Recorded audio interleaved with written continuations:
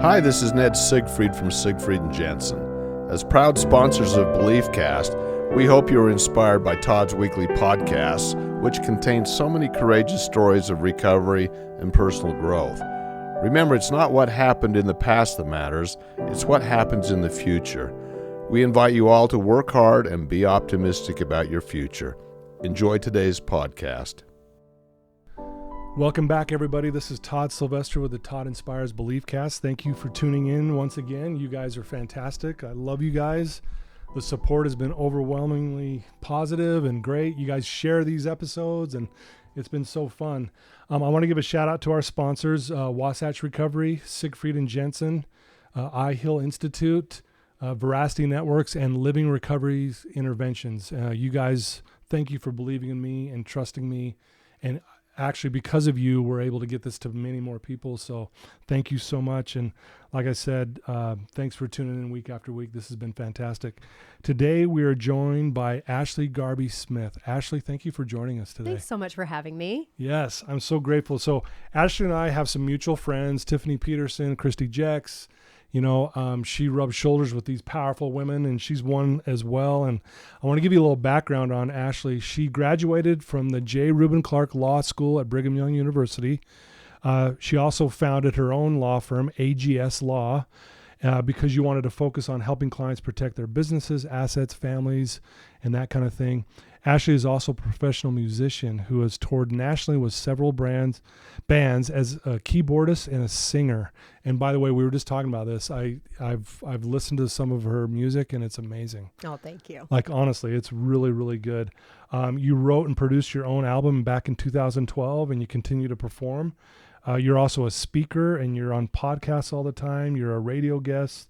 You do speaking on various topics. One of them, which we're going to talk a lot about today probably, is turning tragedy into triumph. Mm-hmm. And you also are very passionate about empowering women. Yes. Right? And you're one yourself, by the way. I'm very impressed on the way you carry yourself. Oh, thank you. Yeah, and I think that's really what attracted to me to having you on the show. I thought, man, I love the way she carries herself. I know that what we see sometimes isn't always the case, mm-hmm. but again, you own your own business. You've been through tragedy. You turned it into triumph. These are the kind of people that I love having on the show. So thank you for doing this. Well, thanks for having me. I've actually been a fan of the show for a while. Oh, that's awesome. So cool. Well, why don't we start? Why don't you tell our listeners, where did you grow up and a little bit about your family? Okay. So I grew up in a very small town, Salem, Utah. Oh, yeah. At the time that I was growing up there, I think we had about 5,000 to 8,000 people living in Salem. It's grown a little bit since then, but it was a small town, and I really liked living in a small town as a kid, but as a teenager, I really just kind of wanted to bust out of there. Yeah. And I grew up around. My mom was a really powerful, amazing woman, and she worked the whole time that I was growing up, but she was probably the only mom that I knew that actually had a job and worked. And she had to because my parents were divorced. Oh, okay. And so but she didn't ever go to college. She barely graduated high school. She also grew up in Salem. Okay. And so, we were generations of people growing up in this small town. And so she always told me, I want so much more for you. Even though she didn't go to college, she ended up, she started as a secretary at a steel company. Oh, wow. And she just made her way up the ranks and ultimately became the credit manager for this steel company. And so she would go and knock on these doors of these business owners. And at the time, they're construction business owners. Yeah. And she'd knock on their door. She would go and travel there and say, hey, you owe us money, and I'm not going to leave until you pay us. Yeah, she was so amazing and so powerful. And so I learned a lot from her. But the funny thing is because she didn't know anything about going to college, that was never really pushed. Yeah. And so in my mind, I was just going to be a rock star. And that's what I was going to do with my life. I was going to be a famous musician, a rock star. Why not, right? Yeah. I mean, because it's got to be easy to do. Yeah. So I didn't ever really have plans to go to college. Wow. So if you don't mind me asking, how old were you when your parents divorced? So I was 16 when they divorced. Okay, when they actually divorced. Mm-hmm. And again, I'm sure that was a difficult time. And obviously it is for any kid, and no matter what age. But, some of the things that you said about your mom that really stand out to me, it seems like that older generation, they knew the value of hard work. Yes, absolutely. I mean, here she is going place to place. Hey, you owe us money. Yeah. And I'm not leaving. Yeah. I mean, and who does that? I know. Right. She was amazing. And she was such a good she was such a present mom. And and yet she still had this amazing job that she was able to support her family with. Right. So did you have other siblings growing up as well? I did. So I was the oldest of 3. Okay. And I have a younger sister and a younger brother. Oh, right on. How did you like being the oldest? I am a typical oldest child. Very bossy, know-it-all, insufferable. Yeah. Yeah. I think that's pretty typical for the oldest, that Yeah. kind of thing. And I always ask that question because it's interesting.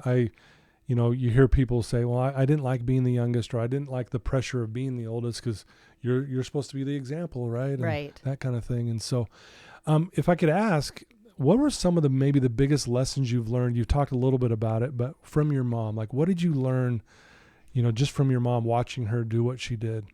My mom and I are such great friends. And one of the biggest lessons I learned from her is she was judged a lot because she was a working mom in a community where there weren't a lot of working moms. She was the first person to get divorced in our neighborhood. Right. And so there was a lot of judgment, I think, that was passed. Sure.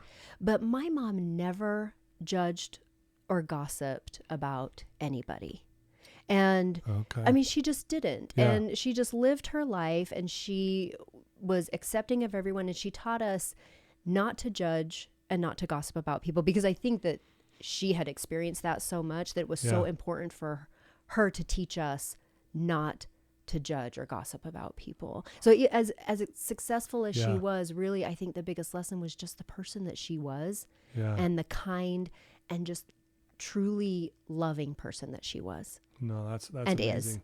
And I think we take that for granted on how important it is the way we carry ourselves. I talked about. That's why I was, I wanted you on the show, because I love the way you carry yourself, and I think we take for granted the power of kindness and compassion and not judging, right, that kind of thing. Because when you go through it, like growing up, you probably heard a lot of things like, oh, she's divorced and she's working, or she shouldn't be working. She should be home with the kids, or whatever that was at the time.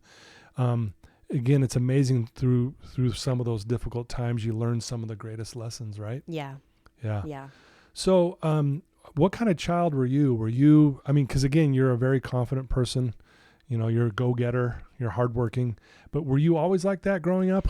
How were you growing up? I was, but you learn pretty quickly. And I would say probably, in the older elementary age to junior high, you learn that other people don't necessarily like that when you, when you're confident and you're a go-getter. And so I was bullied, and Really? I was bullied pretty badly. Oh, wow. And so, even though I was confident, I think from about 5th to 7th grade, I had some bullies. I had some pretty significant bullying experiences that really diminished that confidence. Okay. And it taught me to, I need to put myself in a box. Right. And a lot of it stemmed from, I would try out for talent shows. Yeah. And try out for the school play, and for whatever reason, other girls didn't like that. Now that I'm older, I understand where that comes from, and I can process that. But at that age, that's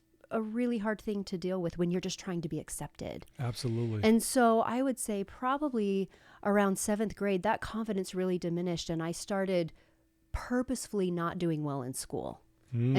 Sloughing school, not getting good grades, hanging out with kids I probably shouldn't have been hanging out with. Yeah. And the funny thing is, Christy Jex was a guest on your podcast. Yes. In 8th grade, cute little Christy Cook was her name at the time. She came up and she became friends with me, and she would hold my hand when she would talk to me, and I thought that was so weird. I'm like, why? I can picture that. Hey, why is this girl holding my hand? And she would come up and give me a hug, and I wasn't a very touchy-feely person. My family just wasn't really like that, but she definitely was. But thank goodness for Christy, and she's turned into this amazing woman. Oh yeah.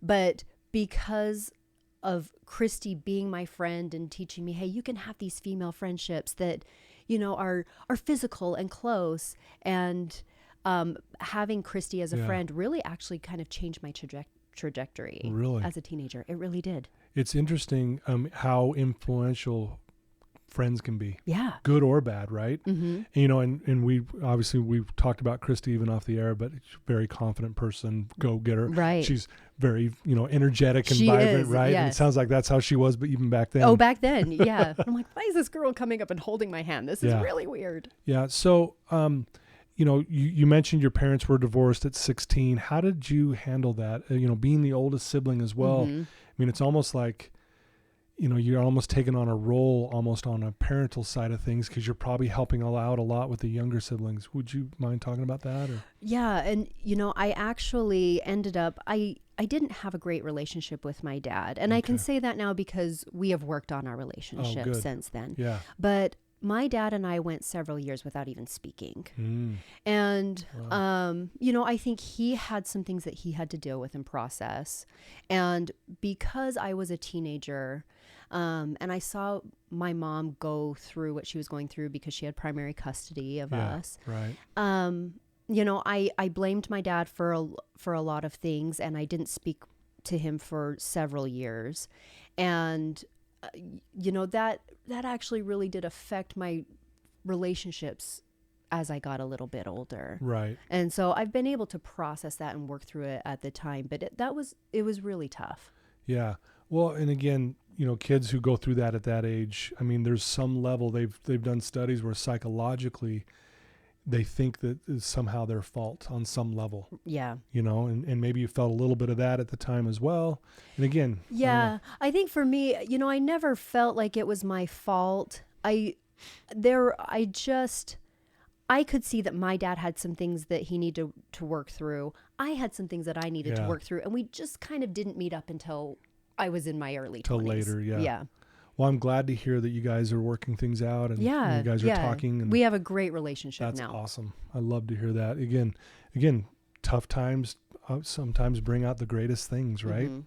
So, you know, you go through high school, you graduate high school. What were your plans after that? Like, you wanted to be a rock star? I wanted to be a rock star, so I joined a couple bands. Okay. And I met a boy named Wyatt in one of those bands. He had blue hair. My mom was horrified that I was... It was the guy with blue hair, right? Yeah. And so he was the lead singer of the band. Blue hair. He wore a dog collar. You know, that was the time. That was at a time where that was cool. Maybe it wasn't. I don't know. Maybe I just thought it was. Hey, if you're in a band, I think it's cool. Yeah. So right? I joined a couple bands. I didn't really have any plans to really get a college degree. I just really wanted to be a musician. And at that time, you know, this is in the early 2000s, the goal was to get a record deal. And so I would shop demos and music out to different publishers, and we would go and we would play gigs, you know, locally in Salt Lake and Provo. And I ended up falling in love with the lead singer of this band. His name was Wyatt, blue hair. And we ended up getting married. I got married very young. I got married at 20. 20, that is young, yes. Mm-hmm. Yeah. To the boy with blue hair and a dog collar. And your mom's probably going, what are you doing? Yes, but she got to know him. And she's like, okay, I can look past. The blue hair eventually faded. Okay, good. And it turned into just bleached blonde hair. Right, yeah. He took the dog collar off eventually. You know, he got a little bit older. And we ended up getting married. Okay. So 20, that's really young. It was really young. So did you guys have kids together? Did you start off having kids? Or did you just keep doing the gigs and trying to get the band going? You know, the goal was always music for me. Okay. But he ended up becoming a helicopter pilot. Okay. Because I think he realized, all right, music's fun, but it's probably not going to be a full-time career that's going to pay the bills eventually. Which, you know, if there are any musicians out there, like, heaven bless you. It's a fun life for a while. But it's hard. It can be a hard life. Yeah. And so for him, he said, I will support you in your music ventures, and I'm going to go and learn how to fly helicopters. And so that's what he did. Started doing that. Mm-hmm. Well, so this is where we kind of get into, you know, turning a tragedy into triumph. And your first husband passed away in an accident, in a helicopter crash, correct? Yes. Do you mind sharing what happened there? Yeah. So we had been married for about 2 years, and he had a friend call him. We were actually at a concert one night. It was a Saturday night, and he had a friend who was also his student because he was an instructor. And the student called and said, "Hey, can you take my wife and I down to Georgia? Her grandma is dying. We need to get down there ASAP. We need to get down there right now." And at the time, it was Saturday night. It was almost midnight. And he said, "Can we just wait until tomorrow morning?" And they said, "No, we need to get down there right now." And so he said, "Okay, well, it's not really great weather." I mean, he had a lot of hesitation about going. But I ended up taking him to the hangar. It was 3 a.m.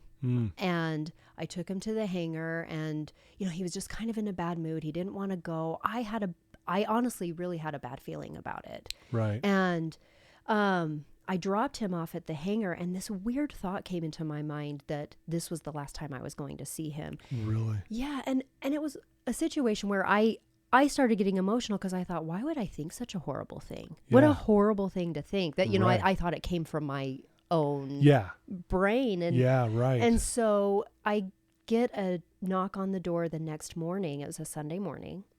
And I get a knock on the door, and it's a female police officer, and she hands me a Post-it note, and she just said, "I need you to call this number. It's a sheriff in Georgia." And so I'm standing there alone, a 22-year-old girl. Yeah. And I call this number to this very kind man in Georgia, and he said, "There's been a helicopter accident, and there were no survivors."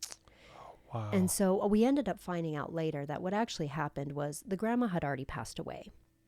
And my husband's student and his wife were trying to get down to see, there was actually a ring that was an heirloom. And the wife found out that a cousin was going to be driving up from Florida. And she thought, if I could get in a helicopter and get down there, I'll get down there before my cousin gets there to get this ring. And so, he did this favor for these friends under pretenses that were false. Right. And then, and it cost all three of them their lives. Wow. Yeah. So how did you, obviously it's devastating news to hear that. You're newly married. Right. It's the love of your life. How did you handle that, and how did you work through that? And I'd like to say I handled it well. And I think, and the interesting thing is, because people kept looking at me and saying, "Oh, you're so strong. You're so strong, and you're doing such a good job at handling this." What they didn't know was I was drowning my sorrows by drinking, by smoking and doing things that I shouldn't have been doing. Yeah. I would go and I would play gigs at bars, and I would go to the bars at like around 9 or 10 at night. I would play for several hours, and then I had a job. So I would get up at 6 a.m. and go to my job. And I just, was burning the candle at both ends. Yeah. And on top of that, drinking, but doing it quietly, doing behind it. The scenes, yes. Not showing anybody. No one had any idea what I was, because I thought they're saying I'm so strong. I guess I have to be strong. I have to show them that I am. Yeah. And so from the outside looking in, it looked like I was handling it really well. But for about 7 months, I wasn't. I was not handling it well. Right. And anyone hearing your story right now would understand why you were struggling. Who wouldn't? Yeah. Yeah. But again, it's interesting how we try to put on a mask, so to speak. Hey, they say I'm strong. I'm going to show them that I'm strong. Right. Right. And as a 22-year-old, you think that's what you have to do. Yeah. And so I tried that until I just broke. There was just a breaking point for me. And there were some spiritual, what I would call spiritual experiences that I had that caused me to want to change my life around. And I knew that I couldn't do it. We were in South Carolina. We were living in South Carolina at the time. Gotcha. And I knew that if I stayed in South Carolina and I continued down this path of just playing in bars and hanging out with the people that I was hanging out with, it just wasn't going to turn out well for me. Yeah. So I ended up moving back to Utah. Okay. Do you mind? I mean, and this may be a kind of a sacred thing to talk about, but you mentioned some spiritual experience. Do you mind sharing? Yeah, I'll share that. Yeah, if you're okay with Absolutely. me sharing that. I because my listeners will say, why didn't you ask her this? Yeah, no, they would. Yeah. So the very first thing that happened, which was a really interesting experience, and that was, it was May. I remember the month. It was May. I had someone that I worked with approach me, and he said, "Hey, listen," and this is while I was still married. He said, "This is kind of weird. I know you're only 22, but I just met with a life insurance agent." And he asked if I knew anybody that I could refer. Here's his number. Maybe you should go talk to him. Your husband's a helicopter pilot. And so I talked to my husband. I said, maybe we should just get some life insurance. Right. So it was May. We signed up for life insurance. And it was a terrible policy. And I'm an estate planning attorney now. And that's so what you do. Yeah. It's, I talk to people about this all the time. Everyone get life insurance. But, so this was May. We end up signing up for this terrible policy, but it's life insurance nonetheless. Yeah. June 27th is the day that he passed away. Wow. So we had life insurance. We paid for 2 months. Of life insurance. And we were so dumb with money. We were young. Yeah. We were dumb. When he died, we had $35,000 of just consumer debt. Right. Just credit cards and cars and other things. Sure. And so for me, it was like, okay, that had to have been divinely inspired somehow. I would have never just done that on my own as a 22-year-old. Yeah. And so I kind of went back to that and I kept having this feeling like, you need to go to school. Like, you need to go to college. Like, go ahead and do your music. That's fine. But you need to go to college. And I felt like it was not coming from me. It was inspired. And so one night I just was having, I was having a breakdown. Like, I knew that I wasn't on the path that I wanted to be on. It was about 7 months after my husband had passed away. And I had some extra money after paying off all of our debts. I had to pay for his funeral. I had to pay for his headstone. I mean, that's expensive. It's very pricey, for a 22-year-old. Oh, yeah.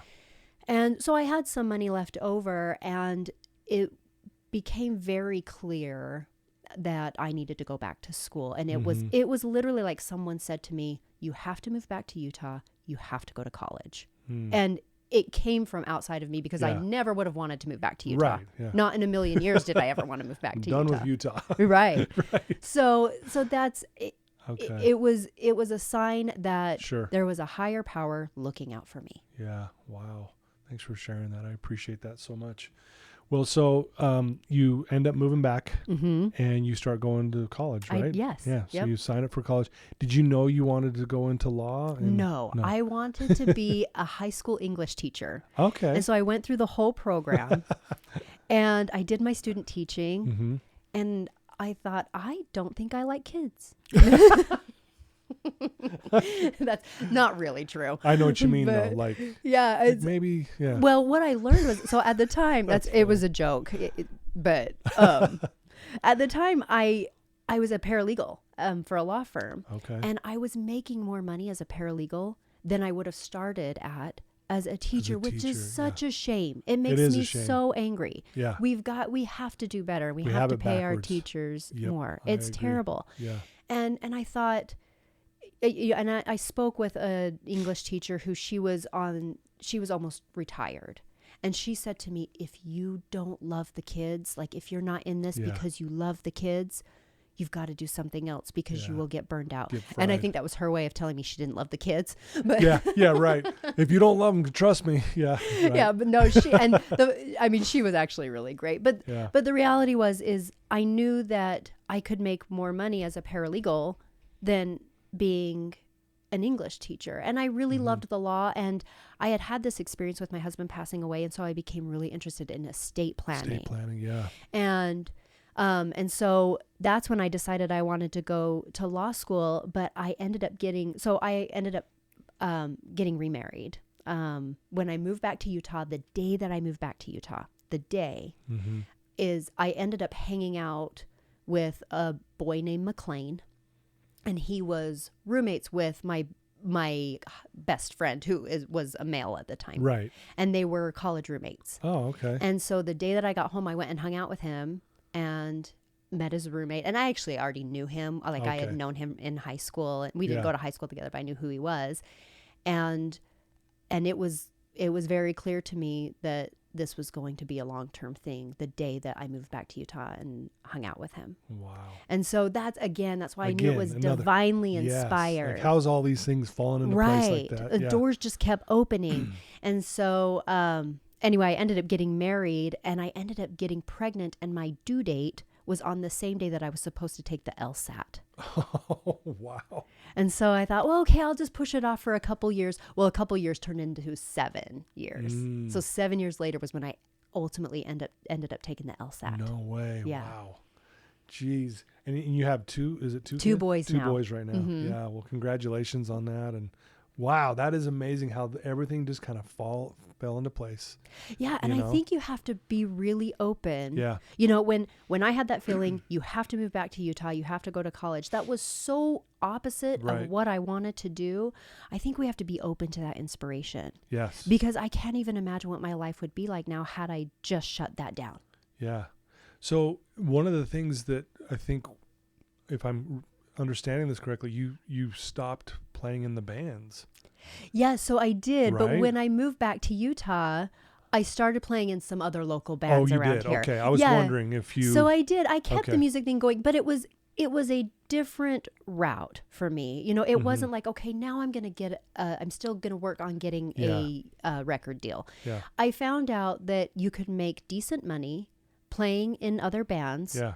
And it was fun, you know, it was still fun. Still fun for you. But once I had kids, so I actually played for a local country band, and we would go on a tour bus. And in that band, there's a girl named Lindsay Sterling. She is a violinist, and she's actually a big YouTube star, and she goes and tours now. I know who you're talking about. But Lindsay and I were in a band for almost 10 years together. Really? Lindsay played for me. If you actually you could go on iTunes and search Ashely Garbe Smith, Good Enough for Now. Lindsay Sterling actually plays on that track. Okay. And that was before she became, you know, a famous. I've actually watched that it was on YouTube. Oh, yeah. Yes. Yeah. And I didn't realize that was her. Yeah. So she was in this country band, and we would go on a tour bus, and I had to take my little 2-year-old on a tour bus, and it was just so hard. Yeah. And so I thought, you know, this is just not the life. It's fun, but it didn't align with what I wanted. Well, and plus bringing a 2-year-old along, that's probably not the best atmosphere. No one loved it. Right. No one loved it. Right. Who's this kid on here? You know? And I would have to bring a nanny who could watch him while I was playing the gigs. And so I ended up really not making very much money at all because all of my money would go to paying my nanny. Yeah. Okay. And so it's hard for a mom being a professional musician. Yeah. It was just, and I learned that, and I'm so glad I had that experience, but I'm also glad I learned that lesson. So I don't look back and have any regrets because I tried it. Right. Learned that there's a time and a season for everything. Yep. And I had my time and my season. Well, and we talked about that in the beginning. You produced your own album in 2012, right? Yeah. So was this during that time frame? Yeah. So it was during that time frame. And I thought, I'm just going to go all in. Yeah. Write these songs, produce this album, and see where it goes. Yeah. Spoiler alert, it didn't go anywhere. I think my mom bought most of my CDs. Mom bought 14 of them. Okay. Yeah. Yeah. And part of it was because it was right when YouTube was coming out, and I realized in order to really be successful at this, you've got to put a lot of money into these videos. You do, yeah. And doing YouTube. And, I was a mom, and it was something I wasn't willing. I mean, frankly, I just wasn't willing to put in that much time and effort into it because at the time, I was 30, and unfortunately, I mean, this is the unfortunate reality of the music industry. When you turn 30, it's almost like an expiration stamp gets stamped on you, and it's a lot harder to make it after you're 30. Yeah, hard enough anyways. Right. But after 30, even more difficult. Okay. Right. Yeah. Yeah. Wow. So you go to school, you graduate, and now, let's talk about AGS. Yeah. What made you decide to not only go into law, but do your own? Yeah, that was a scary transition. So when I was in law school, I got offered a job at the firm that I was a paralegal at. Okay. So it was pretty cool. Yeah. Like, and because I knew what I was getting into, and I thought I wanted to be a litigator because Okay. I'm a performer. Yeah, And right. so I yeah. thought, Right. litigation is basically like performing in front of a judge. So true, though. But you Yeah. learn what litigation actually is you're just playing games with other attorneys. Yeah. And most of those attorneys are not pleasant to deal with. Yeah, I bet that's tough. And so I was a litigator for several years at this firm, and COVID hit. And COVID hit, and my kids were home, and I had to homeschool my kids. And the firm said, okay, in Utah, what happened is we basically had the 2-week shutdown. And then employers were free to say, okay, employees need to come back, Yeah. or you can work from home. Yeah. And frankly, my firm, because it was a little bit older, they just weren't prepared for their employees and their attorneys to work from home. You're right. And I had an hour commute. Oh, wow. So Yeah. it was an hour commute. So I had to find a way to homeschool my kids, show up at work every day. Right. And, Jeez. and I kept getting that, there were a couple partners at the firm who kept mentioning my billable hours, and I wasn't hitting my billable hours. And I would say, yeah, we're in a pandemic. Yeah. Like Pandemic. I've got kids at home. Yeah. I'm homeschooling. And I all know that. this happened with Yeah. a lot of women Yeah. and a lot of moms, Yeah. where there were expectations placed on them that you just couldn't meet. I mean, I couldn't homeschool my kids and be a good mom and be a good employee and deal with the anxieties of a pandemic. Right. Yeah. And I started looking at the numbers, and I thought, okay, I'm pretty good at bringing in clients. Yeah. Like, and so at the time, and I haven't done this a lot because I've been running a business, but I was posting social media posts that I was essentially just sharing legal tips. Right. And I would get clients, but those clients would be the firm's clients.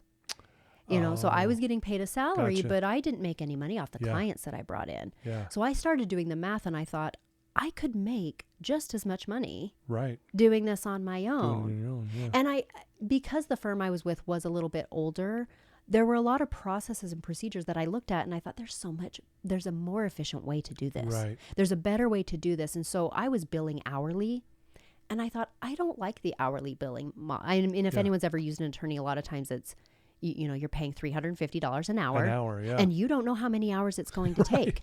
Yeah. And I thought there has to be a better way. And so I started running the numbers, and I realized the things that I want to offer, I can offer at a flat fee. Right. And I don't have to worry about billable hours. My clients don't have to worry about that. I can use my own technology, and this technology that I've seen that law firms can use that my law firm isn't willing to use. Yeah. And if I want, I can work from home. Yeah.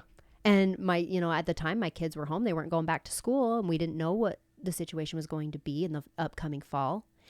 And so my husband and I had a lot of talks about it, because Sure. it's hard leaving a secure job and For starting sure. your own business, In a pandemic. in a pandemic.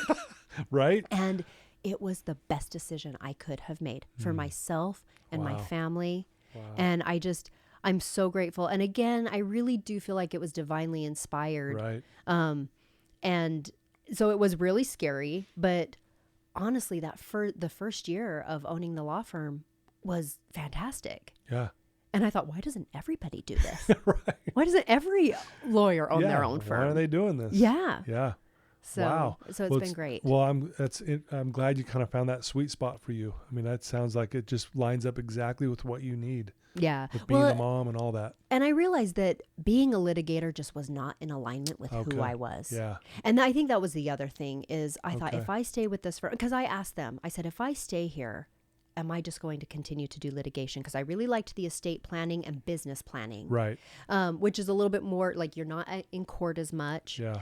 And they said, we're a litigation firm. If you're here, you're a litigator. And it just didn't align with yeah. who I was. Gotcha. Wow. That's thank you for sharing that. Very well said. One of the things we talked about, you're passionate about empowering women. You're a very powerful woman. What does that look like for you, and how do you do that, or what are you doing to kind of help out in that area with other women? Well, I see, I have been on both ends of the spectrum to where it's like I had no desire to have a career. You know, I was going to be a rock star. Right, yeah. You know, or I was going to be a mom. And while I was a stay-at-home mom for almost 8 years. And for me, I always felt this pull to just do something, not necessarily something more, because being a mom is a hard job. Oh, yeah. I mean, it just really was. But I felt like what I like to call embrace your and. I felt like I could be a mom and an attorney, or a mom and, you know, at the time, I also got my personal training certificate. And I was like, I can be a mom and a personal trainer, and a mom and a musician.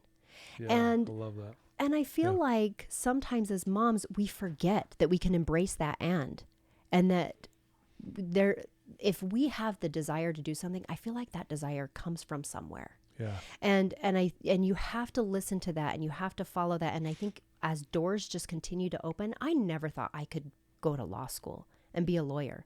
Like I'm just this girl from Salem, Utah. That I wasn't one of these girls that was like, I'm going to be a lawyer from the time I was 10.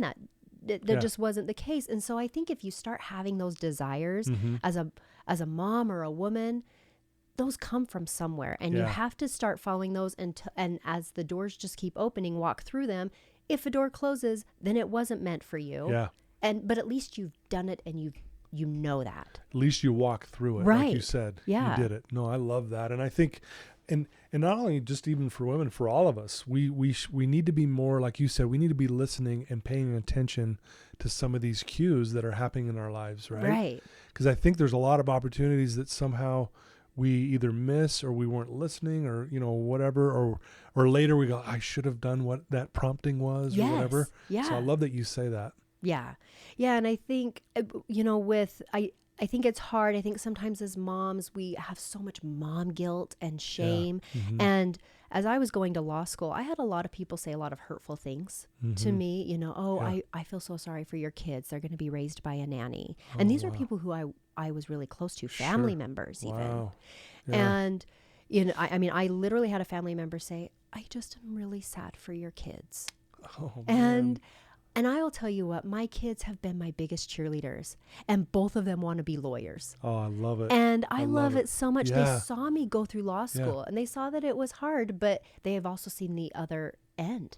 They've seen what happens after. And, you know, we're able to go on vacations as families. Yes. And I'm able to, I work mostly from home. I do have an office that I go into, but I'm mostly home. Yeah, that's awesome. And so I've just been able to find, now I don't believe in balance.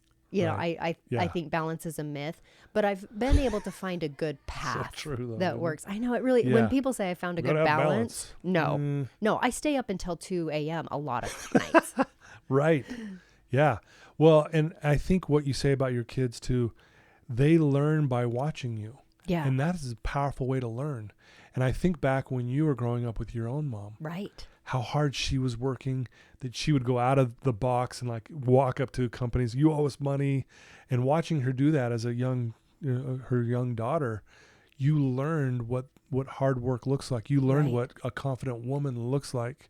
That's kind of how I'm connecting the dots here. Yeah. And a good mom. She was always present. And so I looked at that. I think what happens is sometimes depending on what culture we live in, I think sometimes we're taught, oh, you can't be a good mom and be a career woman. Yeah. And my mom taught me that just wasn't true. My mom was very present. Wow. And so it taught me that I could do the same. Yeah, you can do both. You can be this and also a great mom at the same time. And sometimes I'm not a great mom. Sometimes I'm just an okay mom. Yeah. And that's okay. Like, That's I don't think all we right. need to feel guilt and shame around that. Yeah. And I think even moms who are full-time moms would say the same thing. Sometimes I'm good, sometimes I'm not. Sometimes I'm completely checked out because I swear I'm going to like lose my mind. Yeah. Well, I'm glad you pointed that out. I think that's fascinating. And congratulations on having your own law firm. And it's called AGS Law, AGS correct? Law. Mm-hmm. AGS Law. Obviously, Ashely Garbe Smith. Yes. Yes. Yeah. I love it. You know, if there's someone listening to you right now who is struggling, or they are maybe in a place where they're not sure if they should maybe take on a career. I know you've already given us some great advice, but if there's one person listening to you right now who is in that place where they need help, what would you tell them right now? A couple things. I think assess your support system. Okay. I think that's a big thing. Love that. And I'm really, really grateful I had a husband who was so supportive, because making that change for you and your family is not easy, and you need to make sure that it's going to work for your family. Right. And so I think having a lot of conversations with your support system and making sure that if you take that leap, you are going to have support. And, whether that's family or friends or a mentor or someone who's who has done it before, I think if you can find a mentor. I love when people reach out to me. I love when moms reach out to me and they say, I'm thinking of going to law school. And frankly, I've talked some people out of it. And I've talked some people into it. Yeah, based on whatever. Yeah. And so if you can find someone who has taken that path and say, hey, I would love to take you to lunch. Let's and you can pick their brain. I'm always willing. Hey, I love free lunch. So exactly. I'll go to lunch with you if you're gonna, you know, pay for it. And so I reach out, look at your support system and reach out to mentors. Okay. And then I think just if you have that burning in your heart, if there is something that like that desire and that flame, that flame of and desire of going to law school did not go away for 10 years. You know, I was a stay-at-home mom for 8 years and it didn't go away. I thought there's a reason that this hasn't gone away. For sure. And I think you have to really listen to your intuition, and whether it's you think it's the universe or the spirit or God or whoever or whatever it is, be open to that. And if there's a desire there, it's probably there for a reason. Wow. I love it. You know, as I'm listening to your story from beginning to this point, and I know there's a lot of your story that we haven't touched on, but I can't help but think life happens for us. Yeah.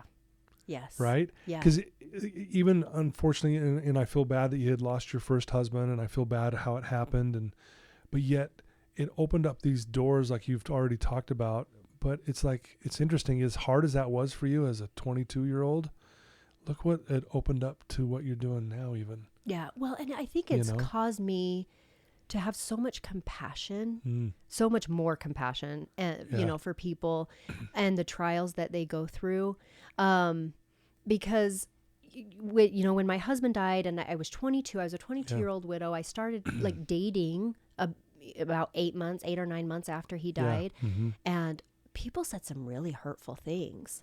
And so whenever I see someone going through tragedy or a loss, I have so much compassion, because we don't know how we're going to act or the right thing to do. And I lost friends. I damaged relationships with family members. You know, and because I just didn't do things the quote unquote right way. And so it's going through those trials allows us to serve others and have so much more compassion for others who go through that. Wow. Again, very well said. Thank you for sharing that. So I want to share something, and I think I got this, it's a testimonial about what you do. Do you care if I share it? Yeah, go ahead. It's from the owner and co-creator of High Fitness. Yeah, Emily. Yes. Okay. She says, hiring Ashely as our company lawyer was the best decision we could ever have made. Not only is she so smart and knowledgeable, but she cares, like you're talking about, compassion, cares about your business and helping you succeed. She takes the time to get to know you and your business, which to have a lawyer is to do that is everything. If your lawyer doesn't understand your product, your company, and your mission, they can't give you the best legal advice. Ashely gives me confidence that we are making the right decisions following the law, and does it all in a timely and professional manner. High Fitness is lucky to have such an amazing representation. Oh, Emily Nelson. Isn't that cool? She's just the greatest. Yeah, it's cool. And I just wanted to share that. And there's many more testimonials that they have about you, but I came across that. I thought, wow, that is powerful. And it says a lot about you. Oh, thank you. It just does. And I can't thank you enough for spending some time with us today to share your story. It's you truly have turned tragedy into triumph. Even all the way back to when your parents divorced and watching your mom being a single mom, and glad to hear that you and your dad are now doing great. That's awesome. So shout out to your parents, and just seeing what you went through and how you've persevered and turned it into a triumph. It's pretty cool. Well, thanks for letting me share my story. I really appreciate it. Absolutely. So if someone wants to reach out to you, they want to use your services, they want to check out your law firm and all that stuff, what's the best way for them to do that? The best way, I mean, if you want to use my legal services, you can go to agslawfirm.com, and there's a contact form there. People reach out to me through my DMs through Instagram and Facebook. If you just search Ashely Garbe Smith, and Garbe is Garbe, then they can reach out to me that way as well. Best way to do it. Okay, great. Well, thank you for taking the time to do this. This is so awesome, and I'm grateful that we've connected. We've got some mutual friends, which is cool. And I'm just very honored to be sitting here face to face, listening to your story. And again, like I said earlier, I love the way you carry yourself. It inspires me to want to be better and be more confident in what I'm doing. Well, you do the same for us and for me and for all of your listeners. So I appreciate what you do. Thank you. Thank you so much. Well, there you go, folks. I told you that today was going to be great, and Ashely's amazing. Please reach out to her. Check out her website. Check her out on Instagram. Ask her a question. She talked about she loves a free lunch. If you got some things where you want to be mentored or you've got need some advice, please reach out to her. And you can also reach out to me, and I can pass it along to her as well. But thank you once again for tuning in. Thank you to the sponsors. I love you guys. If you have someone that needs to be uplifted and inspired, share this episode with them. If they're looking to try to break out into their own career, share this episode with them. And I think that's one of the best ways we get the word out. And Ashely's got a great story. So thank you for tuning in. And once again, Ashely, thank you for your time today. Thank you.